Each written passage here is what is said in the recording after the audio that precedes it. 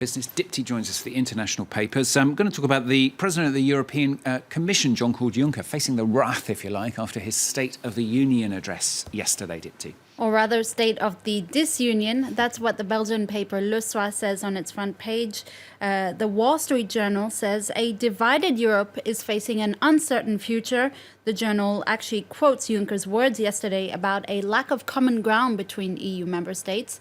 Now, the French financial paper Les Echos says Juncker tried to put a Band-Aid on Europe's wounds by showing his usefulness. He painted a pretty gloomy picture, though, didn't he, for Europe in that speech? Many papers saying he actually just skirted around any of the difficult issues. Exactly, and that one of those papers is the German paper Süddeutsche Zeitung, which really takes to task Juncker on this. They say instead of galvanizing EU member states, he delivered what was a timid speech. The writer says instead of explaining why the EU is part of the solution and not the problem, Juncker paraded around a, quote, hawkish tray of softer issues like adequate milk prices, free Wi-Fi, fair wages, some free trade, climate policy, all of that, the things that people can agree on. Now, what's interesting, though, is Enrico Letta, who was the former Prime Minister of Italy, has co-penned an article in the Huffington Post arguing that the EU is still strong, even as 27 member states.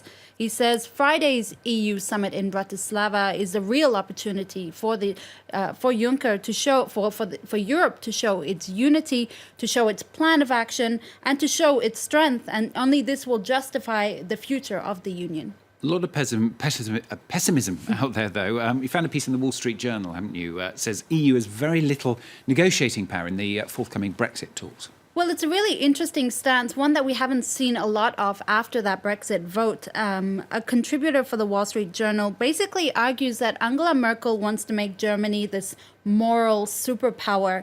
And this could explain why Berlin was financing bailouts, why Merkel continues to unwaveringly follow a refugee policy that's quite unpopular with her voters.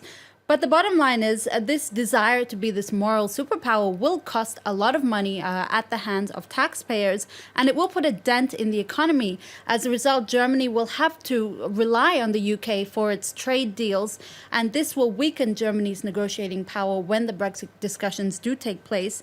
The writer says by postponing the official state of the withdrawal process, Theresa May is giving Britain time to choose its terms of renegotiation. Yeah, we shall see what they turn out to be. Now, Hillary Clinton, recovering well after her near collapse on Sunday due to pneumonia, an incident, of course, that really highlighted the health of the candidates. Well, it actually made it a campaign issue, really. And now the New York Times reports that the two candidates are trying at least to be transparent about their health. Clinton's doctor released a report yesterday saying that she's healthy, she's fit to serve as president of the United States. Clinton's running mate Tim Kaine also released what he calls a clean bill of health, while Donald Trump has used Clinton's health as fodder for his own campaign. He actually went on TV yesterday in a pre-taped interview. He was told that he himself is, I quote, slightly overweight. And he says that he's taking medication to rectify this. But something that may raise their heart rates is this article from the Daily Beast, which actually looks at the leaked emails from former Secretary of State Colin Powell. Powell really attacks both candidates. He says, everything Clinton touches, I quote, everything Clinton touches, she screws up with hubris.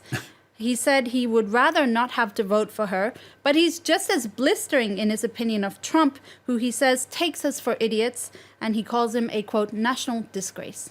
Talking of Trump, we're going to end with this story about life-size naked statues of Trump that keep popping up across the US. I'm interested in how you're going to illustrate this story, Dipti, to be honest. You'll manage Let's it, have I'm a look, sure. shall we? Yeah. They've been popping up across the states, New York, San Francisco, LA, Cleveland, and this is the most recent one. The ones that were popping up this summer were actually taken down. Right. But now it seems that activists have found a way to keep them up legally with the help of an Israeli-born developer businessman. This statue statue was put up, two statues like this were put up in Miami and New Jersey yesterday. According to the Rolling Stone, the developer is working with a rogue art group called In Decline, and he's actually put these statues up on his own properties. He says they'll stay there until the election, after which time they'll be auctioned off, and the money will be given to an immigrant advocacy group just to spite Trump. Not too many close-ups. Too bad. Thank you very much, Dipti, with the papers on France 24.